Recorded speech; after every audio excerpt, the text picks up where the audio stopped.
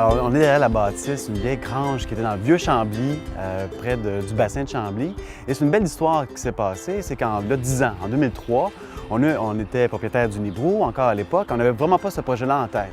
Et il y a Ricardo Larrivée, notre cuisinier, qu'on a bien connu à Chambly, qui est aussi un de mes voisins, qui m'appelle et me dit « Sébastien, ils vont détruire la grange du Brillant, est-ce qu'on peut faire quelque chose? » Parce qu'ils voulaient la détruire pour construire des condos. Alors on s'est dit, ouais, mais on a la brasserie, on ne sait pas trop quoi faire avec. On est quand même allé voir la grange, qui était beaucoup plus maganée, évidemment, que celle qu'on voit là. Et on trouvait ça dommage. Alors on l'a acquise, la ville. On a dit, la ville, on dit, si vous voulez la prendre, prenez-la, il n'y a pas de problème. Donc on a envoyé une équipe de 20 employés du Nibrou. On l'a démonté pièce par pièce. On a tout numéroté les pièces. On l'a entreposé pendant 2-3 ans.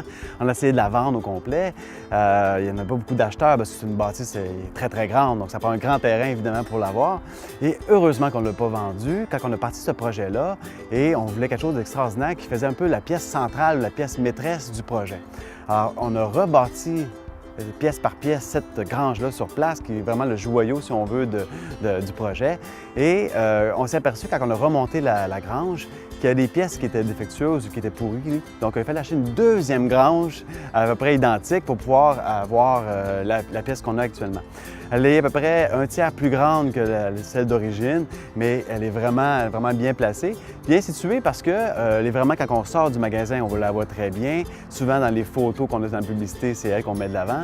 Et aussi, on a quelque chose de spécial avec cette grange-là. On fait des belles thématiques. Donc, on a des cours, on a des activités. On a même un mariage en mois de juillet qui s'en vient directement. Donc, pour nous, on est très, très fiers.